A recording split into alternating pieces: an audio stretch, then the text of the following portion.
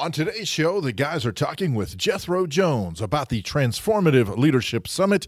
We've got the East Initiative update, all of that and more on EduTechGuys. EduTechGuys Radio, radio.edutechguys.com. The opinions expressed on the site and its programs are those of the participants and not intended to and do not necessarily reflect the opinions of any specific educational entity, sponsor, company, state, or government agency. Hello and welcome to EduTechGuys Radio. I'm David Henderson. Hey, and I'm Jeff Madlock. Awesome. Welcome to the show. Thank you guys so much for tuning in. We got a really informative show for you today. A great show today. But first, don't forget to visit us on the web. Yeah. www.edutechguys.com. Heck, just go out to Google, type in EduTechGuys. I say this every time. And you know what? Every time I'm right, because you're going to find us out there on the old interwebs. That's right. Yeah, we only say it if it's true, or if we think it's true. And I'll tell you, if you turn off the lights in your room, okay, and you search us on Google, you'll find us on the dark web. Okay, seriously, that was great. Was it? I did not know where you were going with that, and there it is. The dark web. I got to throw you a curveball every once in a while. Yep, the dark web. Hey, today on the show, we've got Jethro Jones, and he's going to talk about his summit that's coming up, the Transformational Leadership Summit. I got it wrong again, didn't I? You did. Transformative Leadership Summit. There you go. Sorry. He runs the Transformative Principle podcast. Yes. And so he's going to talk about it. It's a really cool summit, and we'll get into more of that later and talk about it. Yeah. Around here, it's for you also. Let's see, the 4th of July is over. The holidays are wrapping up. People are getting in those last-minute vacations. Yeah. And schools are starting to start that professional development up. Mm-hmm. So that's been ramping up great. Although I've already been doing several professional development pieces. In fact, you and I did one the other day. Yeah, you were doing like marathon professional development. You were like every day, 2 different ones a day. Yeah, I like the 3-hour sessions. That to me, that's a sweet length of time to do. PD sessions as the instructor. I'm not sure as the recipient how folks feel about, say, 3 hours versus an all-day / 6-hour type thing. But I like them in those kind of bite-sized chunks. You get a couple of hands-on tips, and then you get the time to actually play around with those different things that we're doing, whether it's the writer's workshop or whether it's learning about podcasting or social media, whatever it is, whatever workshop that I'm teaching. I prefer that 3-hour chunk because it doesn't overwhelm you, and you don't really get time to get bored. You know, you get the information, and then you get to get your hands dirty. Yeah. Well, and you leave them wanting more. Well, and that's true too. Yeah, and I will say actually, the presenter sometimes you leave yourself wanting more. Like there were 10 more things I need to tell you before you got out of here. Yeah, I did a workshop the other day, and we did Flipgrid and Kahoot and several other online interactive pieces. And now that one was actually all day, but even at the end of the time, I was like, oh, I should have done this. Oh, and I meant to do that. Oh, and I could have. So to me, that's always a good thing when you run out of time rather than run out of material. Yeah. Don't want to run out of material. But, never let them see you sweat. Never, which is hard for us. Always have that one more thing in your pocket. Yes. So, which we always have like a bag of things, just in case. Yeah, that's right, just in case. Just in case that one more thing, everybody goes, yeah, that was one more thing last year. Okay, wait. We got another one. But wait, there's more. It's funny. We've been talking about this next school year. Isn't it weird when you've been in education a long time how with kids, especially when you have kids and you're in education, your calendar switches. The first of the year, January 1st, is not the first of our year. Oh, we always think the opposite, which the United States probably works that way anyway because of schools. Right. But, Dave and I have been talking about what's going to change for the podcast this next year. We're going to mix up a little bit of stuff. And as you notice, we've already gone to a shorter format. Right. So it's easier for you to listen on the road and things like that. But if you have some ideas out there, stuff you'd like to hear, or some suggestions for us, don't forget to visit the website, edutechguys.com. Drop down to the bottom of the page, fill out the nice little contact form there, and let us know some ideas. Or just catch us on Twitter and DM us out there. Yeah. be sure to follow us. Yeah, especially if there's particular topics you'd like us to cover in a future show, or a segment that you think would be kind of fun to do in each episode. We are open for that as well. Well, and tell them a little bit about voting for us for the People's Choice podcast. Yeah, so we've been nominated for a podcast award through podcastawards.com. It's the 13th annual podcast awards. We've been nominated, which is amazing. It's awesome. And what you do is, listeners, just head on over there. The voting is until July 31st, 2018. You go over there and you click on the little gray box that says listener nominations are open now. You click on that, get signed in, and then there's all kinds of different categories. But if you go to education, drop down, find EduTechGuys in there, we would appreciate that immensely. Definitely. We appreciate it immensely. Yeah. And what's really cool is they have an overall Adam Curry Award. Oh, wow. Because, he's the one, Yeah. Former MTV VJ, and he's the grandfather of Wow, that's pretty cool. podcasting. That's pretty awesome. Yeah. So, take a look at that. Visit it. You can find more information on our Twitter account and on our website. You can find the information there to get there. I'll tell you what, we're going to drop out to a quick commercial about bringing us to your school for some PD, and we'll be right back with Jethro Jones. You're listening to EduTechGuys.com. Don't just listen to us. Bring us into your district today for cool, exciting, professional development. We'll teach you and your students how to take podcasting to the next level and use it to reach your classroom and to reach the world. Reach out to us on Twitter at EduTechGuys, or head over to EduTechGuys.com. Scroll down on the page and fill out the form, and we'll be in touch. Bring EduTechGuys to your school. Hey, welcome back. We're glad to have our next guest on the show. We're going to let him tell us who he is and where he's from and all that kind of good stuff. So here we go. Hi, my name is Jethro Jones. I'm the host of Transformative Principal Podcast and the founder of the Transformative Leadership Summit. And I am also a middle school principal in Fairbanks, Alaska. Awesome. Man. So it's always great to have somebody in from far away. And so from Fairbanks, Alaska to Hope, Arkansas, that's a distance, let me tell you. So go ahead. I was just going to say it certainly is. It's amazing how far away everything is. You never realize it until you actually experience it. So my family came up to visit this year. They drove up here. Took them each 2 weeks to get up here. It's crazy. I was going to say, you said they drove to see you. I can't imagine driving. Where'd they come from? Texas and Utah. Oh my goodness. Wow. Yeah, that's 2 weeks. Yeah. That's a trip right there. And then they still got to drive back. So that's a long distance haul. That is a long distance haul. Any young kids, or how old are the kids? Yeah, no kidding. The youngest one is 6, so that was sure it was intense. Yeah, I'm in my late 40s and I can only ride for about 3 hours, and I'm climbing the wall, so I can only guess. Man. Awesome. So let's talk about the thing that's coming up first, and that's the Transformative Leadership Summit, which is an online summit. And my camera keeps dropping, but we'll fix it.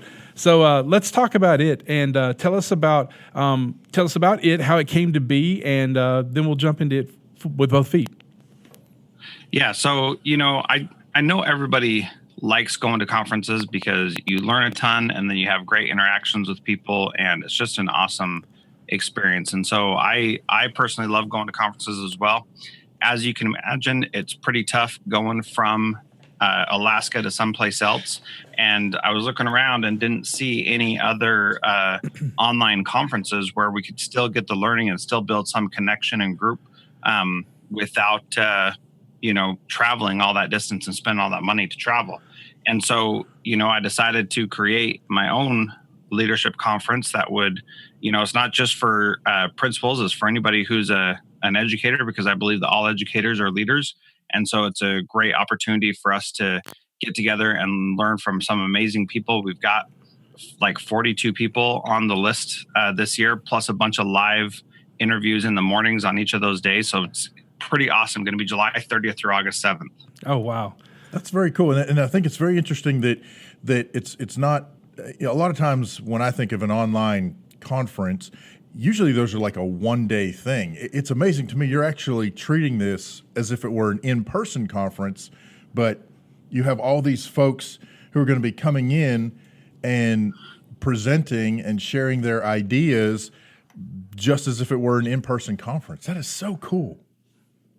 Yeah, and can you imagine going to a conference and having all these speakers at one conference? That's just not going to happen. You know, you're not going to be able to hear from all these people in the same place. So we've got people like Rick Wormley and Nancy Conrad. I don't know if you guys know her, but she does this Conrad Challenge where kids create viable products so that they can then take them to market. She has patent lawyers who work with her to donate patents to the work to make a patent to the winning kids. I mean, it's just unbelievable. That is and awesome. Just going on and on. There's so many great people here. Oh yeah, I mean seriously, the list of folks is incredible. It's amazing as we've been looking down through those, how many of those folks that we have either met personally or they've been on our show or that we know through Twitterverse and other education connections. I mean, you've got a heck of a lineup, man.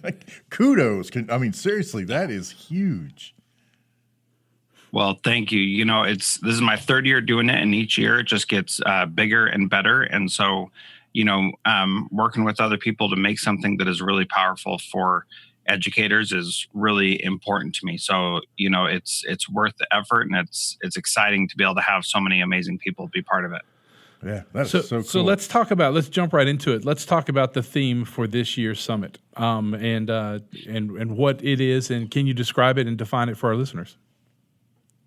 Yeah, so the theme this year is empowerment. And so what I've done is everybody who has signed up to be part of it I've asked them, what does empowerment mean to you? And so if it's okay, I'd just like to read a few of the things that people have said that I think are particularly interesting or powerful. So, oh yeah, absolutely.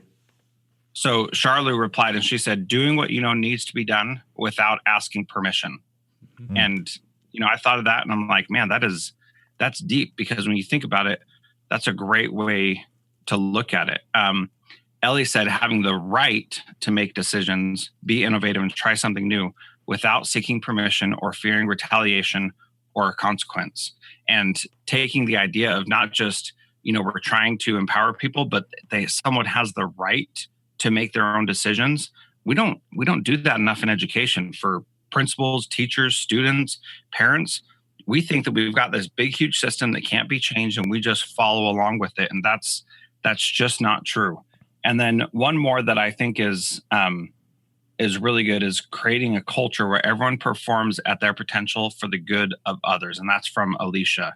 And so, like I said, I've got about 100 more of these, but each one of those that people have submitted is just a powerful way to look at what empowerment actually means. And one of the people I interview is Tamara Fike, and she talks a lot about how common definitions are so important. And so creating this common definition of what empowerment means, I think, is really important. So I've come up with 4 keys to empowering anybody. Mm-hmm. And what they are is trust, culture, failing forward, and learning.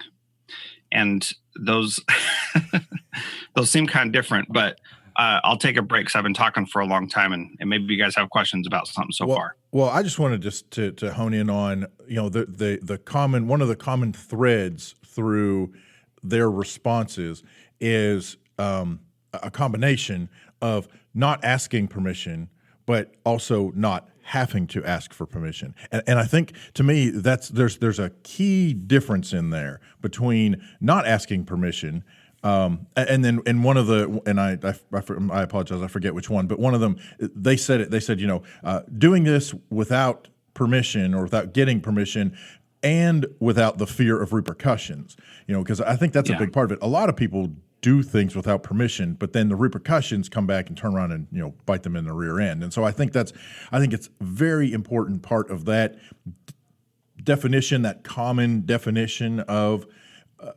moving along and saying it's not just doing something without permission, but having the freedom to do something without the fear of repercussions for not asking or not having to ask for permission. Yeah. I have a question I want to ask along that same line. So when you came up with those 4 keys of empowerment, trust, culture, failing forward, and I didn't write down the 4th one. Learning. It's really interesting the way that those all tie into empowerment. And like David said, one of the things when I was a young teacher, one of my principals always used to say, it's better to ask forgiveness than to ask permission. And I use that a lot. As I was a band director, and we used it a lot in bands. But I think if we can move toward that transformational culture where you don't have to live that way, you don't have to live in the ask forgiveness rather than permission. It's the go do it, and we trust you because you are degreed adults in charge of student education. I think we can trust you with student education. That makes a huge difference. Yeah. One of the things that I find just ironic is I work with a lot of principals through coaching and speaking and all that kind of stuff. And one thing that comes up a lot is the idea of delegation. Mm-hmm. And delegation is a huge part of trust. And so many principals are afraid to delegate because they think they have to be the one to do it. But the reality is we delegate the most important core work that we do every single day to our teachers already, which is teaching students. Mm-hmm. And we're afraid to have them be in charge of a social. Come on, let's get over ourselves real quick. Right. We don't have to be in charge of everything as principals.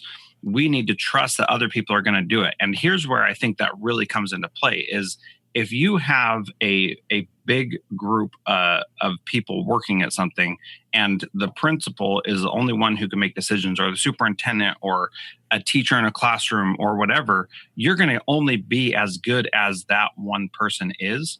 Right. But if you empower all those people and you trust them to do what needs to be done, not in the way that you would do it, but trust them that it needs to be done and that they'll get it done, they're probably going to exceed your expectations. And in my own personal experience, this has happened time and time again. I mentioned before Nancy Conrad and how she does the Conrad Challenge, and she basically turns over the opportunity to these kids to create something that is of commercial value that they can do.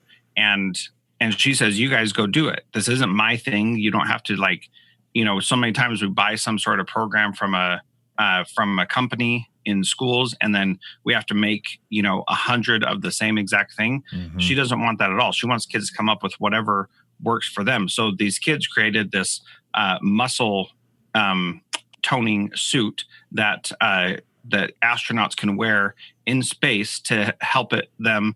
It has bungee cords on the back and on the arms so that as you're moving, you're exercising those muscles all throughout the time that you're in space. Wow. So that you're not just sitting there having atrophy the whole time. Yeah. So has a scientist created this? Has one of the NASA scientists created this? No, it's these kids that she empowered to come up with a solution to a problem. And now they're rocking and rolling. Yeah. And that is just one tiny example of empowering people and making that trust work to improve something on an immense scale. Yeah. And awesome. That's what's great about empowering someone, because that moves them forward, that gets them thinking, and then they're going to, produce that product or produce that service or, act upon that thought, and then they're going to continue to move forward after that. A lot of them farther than we ever expected. It's going to just keep going and going and going. That's really beautiful. Yeah. So let's talk about let's talk about what we're going to hear over all those days from July 30th all the way through August 7th. That's a lot of days. So is it broken up? How many speakers a day, just to give our listeners a better understanding of what the agenda would be like? Yeah. So what we're really looking at is different ways to make sure that people can get the content that is right for them. So July 30th and 31st are focusing on empowering students. So anybody who's in education is going to want to be there for that, because that is very powerful. Talking with a whole bunch of different people about making students feel and be empowered. So we're going all the way from like social emotional learning to them planning out their futures, to project-based learning, to them being partners with the administrative team. And those are just 3 little things that I grabbed from Matt Coleman, Lori Jackson, Steve Peck, Jeff Becker, and Baruti Kafeli. So just talking about that, I mean, that's just 4 of the 11 speakers we have over those 2 days. Wow. August 1st and 2nd, we're focusing on empowering administrators. And that's going to be people like Richard Gerver, Randy Watson, who's the state superintendent of Kansas. Mm-hmm. And if you don't know what they're doing in Kansas with their, just escaped me, but they're doing like another space race where they're really changing how their schools are, and they're granting extraordinary waivers to different schools to do things differently, which is super exciting. Rick Wormley, Jennifer Abrams, they're all going to be talking about administrator empowerment and how administrators can be empowered. So then the next 2 days, August 3rd and 4th, this is one that I think gets overlooked a lot, that we empower parents and community members. Oh, yeah. And so KJ Delantonia, who wrote a book called 10 Mantras to Being a Happy Parent, or How to Be a Happy Parent, something like that. Sorry, KJ. I got the title wrong. But she talks about recognizing that parents really are the people who have the primary responsibility for educating their kids. And we as schools are supporters of that. And I think that our narrative in education has kind of gone away from that we think it's our job to do that. But really our job is just to support parents in doing that work of educating their children. And when you think about it like that, you take a different approach to supporting parents and really like saying, how do I actually do what you need to be done for the benefit of your kid? Sure. And then finally, the last 2 days are the teacher empowerment, and that's August 6th and 7th. And so we've got people like Adam Welcome, Justin Bader, actual real life Finnish educator, Pirjo Suhonen. So we always talk about Finnish education, but we actually have a real one. Jeff Bradbury, Peter DeWitt, Todd Neslony. Man, there's a lot of great people those 2 days. My gosh, yes. Yeah. So we've got a whole bunch of people who are going to do some amazing things and talk about how to make teachers feel empowered. And it's incredible. All of it is. So you don't want to miss any of it, because every single one of them is going to bring amazing power to it. Yeah. So, what's interesting about this is if I was going to go to this conference, this summit, and I had to pay for it, you're talking about $2,000 or $3,000, because, the days alone, the people alone, that I'm going to get to pick their brains and have these discussions with and be in these workshops and sessions with. So let's talk to our listeners about that. So they can do all this for free, or there is an all access pass, right? That gives you like all the cool stuff. Yeah. Yep. So it's free for the first 48 hours of each video. You'll be able to come and watch it. Part of that is I just want, I want to make sure people have this because it's powerful. But also because of technology, a lot of the cost is already, being taken care of. Like we don't have to rent out a hotel or things like that. So we have much lower costs.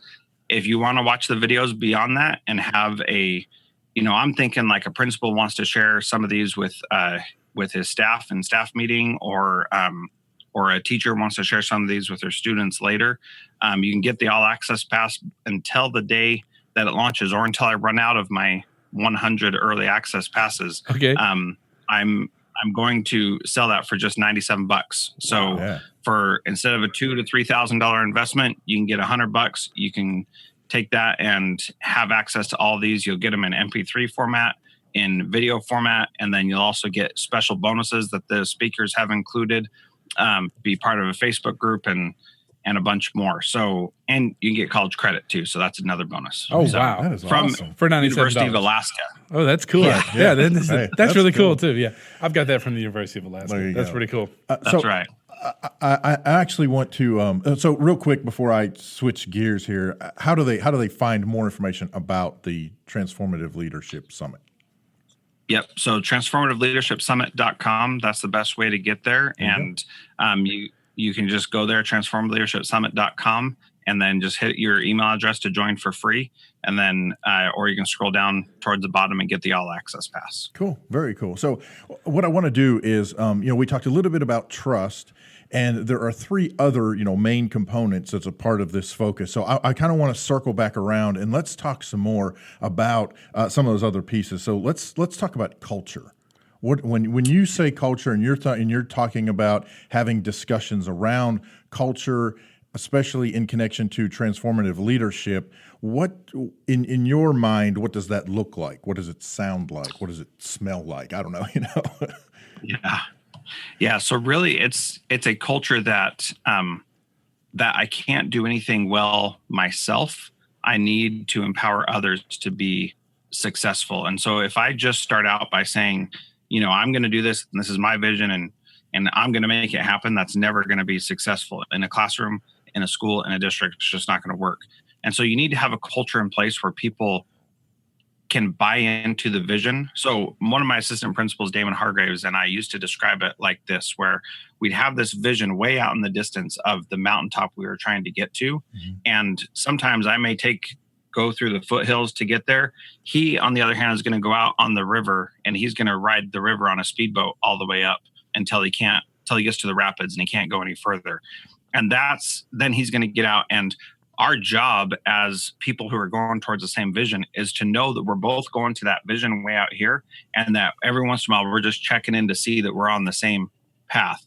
That culture of empowerment makes it so that we understand that we can both have an impact in actually making that happen, which is really helpful for everybody involved. Yeah, absolutely. Well, and it gives such a great I can't think of the word, but it gives that great visual of of climbing that mountain two different ways, but you got the same goal. And I love the fact that you put those checks in along the way to make sure, hey, are we still on the same path, and is that path going in the same direction, and are we working together still toward to get to that goal, whatever those goals are. So very, very cool. So along those same lines, when we talk about failing forward, what does that kind of look like? And is there that same kind of climbing the mountain metaphor that goes with that as well? I mean, in my brain, I'm thinking like when you trip over a rock and you make it literal, falling forward and helping other people get up and moving along. Yeah, that's absolutely it. And really, somebody asked me a couple of weeks ago, what is something that you failed at? Oh yeah, I was at the National Principals Conference, and I was in a session, and somebody put me on the spot and said, Jethro, what is something that you have failed at recently? And I started thinking about it, and I don't really see things as failures. They're just missteps as I'm moving forward. Like if you're going on a hike and you stumble over a rock, you don't consider that a failure. You just consider that a stumble or a misstep, or you tripped over a rock, and you don't get yourself down and beat yourself up about it. You just keep walking, and maybe it's a funny story. Maybe you actually did get hurt, but you don't see that as, okay, I can't go on. And so many times in education, we're like, oh, I did this thing and it didn't work. Okay, I'm done. Yes. I'm not going to try that ever again. Right. That's the wrong approach. Yeah. Okay, that didn't work very well. What could I do to make that better? And so when you think about it like that, then you can overcome any failure, misstep, or whatever that you do, and you find a way to make it better. So one example from my own personal life as a principal is I wanted to do this group meeting with the principals in my district. That did not work. Nobody wanted to do it. I would do a little Zoom meeting, and I would start it out, and nobody would want to be there, and nobody showed up. And I was all by myself, just sitting there on Zoom, staring into space. Which is always a fun experience. Yeah, I mean, it was lonely. So I did that, and then I realized that that's not what's going to work. So I found 3 or 4 other principals, and I said, okay, you 3 or 4 who have made an attempt to come, let's do it at a time that works for you, and let's create our own PLC outside of the district supervision, and we're just going to do our own thing and make our own little PLC, which I call a mastermind, and we'll do that, and we're going to take our schools to the next level because we're doing that. So I didn't see me not meeting with all the principals as a failure. I just saw that as, okay, that didn't work. Let's do the next thing. And we went and did the next thing and made it better. Awesome. Yeah. So that brings us to the 4th key, which is learning, which all 3 of those tie into, just like failing forward. Don't give up. Just use it as a learning opportunity. So what you did, listen, we're going to find when's the best time for us, and I'm going to find the ones that are invested in this. So I learned very clearly, where we're moving for. So I see where we're moving there. That's really cool. Yeah. Yeah.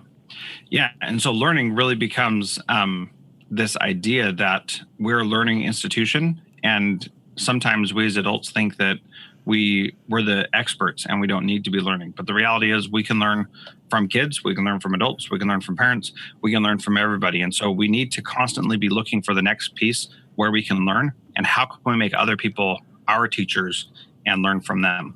Exactly. Awesome. That's awesome. Well, Jethro, we're running out of time here for the show, and we want to thank you for coming on. Once again, that's Transformational Learning Summit.com. And you butchered that, man. TransformativeLeadershipSummit.com. I butchered that completely. And it's right on the screen. I'm not even paying attention. Sorry, I'm watching the timer here, and I got all confused. Forget the time. Read the script. Sorry. TransformativeLeadershipSummit.com. And also they can reach out to you also on Twitter, correct? That's right. At Jethro Jones on Twitter. Yep. And I'd be happy to pick your brain, chat with anybody and answer any questions. Thank you so much for having me. Yeah, thanks for coming on the show. Thank you so much. We appreciate it. We'll talk to you soon. Hello there. I'm Jerry Prince with this week's East Update. East relies on projects to be the foundation and driving force behind the learning. Finding and then adopting projects can be challenging. We visit this week with Batesville School District facilitators Jeannie Repke and Lori Campbell about their approach to projects with their East students. Jeannie opens our conversation looking at two crucial elements that a project needs in order for it to be accepted. Well, of course, you want always projects that are credible enough to make your students grow, to help your community, that is a true East project. Jeannie and Lori also note the difference between tasks and projects. Task being smaller, usually with a defined outcome, definite end, and typically with fewer challenges. These can be adopted by students as stepping stones or learning opportunities in order for a student to advance to take on problems with greater responsibility, greater risk, and greater reward. Projects are typically greater in scope than tasks, having problems with unknown solutions and undetermined ends. Projects can often evolve and see other projects come from within as other problems surface. Lori reveals her approach for helping determine a good project for her elementary students. I don't know that I really use a set definition of a project, but with any idea that they have, when they're brainstorming, when someone comes to us with any type of task, just to call it task, before we identify it as a project, and we go back to who it's helping, is it requiring us to learn something new? Even if it's in the same area that we feel like we're an expert in, are we going to push ourselves? Is this project going to push us to have to learn something new or a new facet of that technology, or is it going to push us out of our boundary of, are we going to have to go into the community a little further to talk to someone, a client or whatever? Jeannie's approach is similar, though she often tries to see the end result of the project, where ideally there is a transfer of ownership. A lot of that at the high school level is being able to look at that end result that they want and figure out what can we do along the way to help them to not have this same problem again. How will they be able to facilitate it next time themselves? Do they need information? Do they need software? What is it that they need to be able to keep this same problem from popping up again? That's great. And that's growth within the client and within the students. Special thanks to Lori Campbell and Jeannie Repke, facilitators with the Batesville School District. If you're interested in knowing more about the East Initiative, please visit eastinitiative.org or just search for East Initiative on social media. Our music today is Smooth Squares from Clay at Russellville Junior High School. With the East Update, I'm Jerry Prince. Thanks for listening. Man, I am digging those grooves. That is so cool, the music that the students come up with for the East Initiative Update, man. Thanks there, Cat Daddy. You digging those grooves? I'm really digging I think the you're grooves. supposed to say, what's come back around is those grooves are dope. I think that's what you're supposed to say. Dope. Those are dope grooves, man. Hey, I want to thank Jerry Prince and the folks at the East Initiative Update for always bringing us a great East Initiative update. Yeah, absolutely. Yeah, so listen, it's been a great show. I've had a wonderful time. Have you had a Awesome. wonderful Lots time? of fun, man. Lots of fun. Don't forget to visit us on the web, www.edutechguys.com and twitter.com/edutechguys. Hey, I'm Jeff Madlock. I'm David Henderson. We'll catch you next time. You've been listening to EduTech Guys Radio, radio.edutechguys.com. The opinions expressed on the site and its programs are those of participants and not intended to and do not necessarily reflect the opinions of any specific educational entity, sponsor, company, state, or government agency.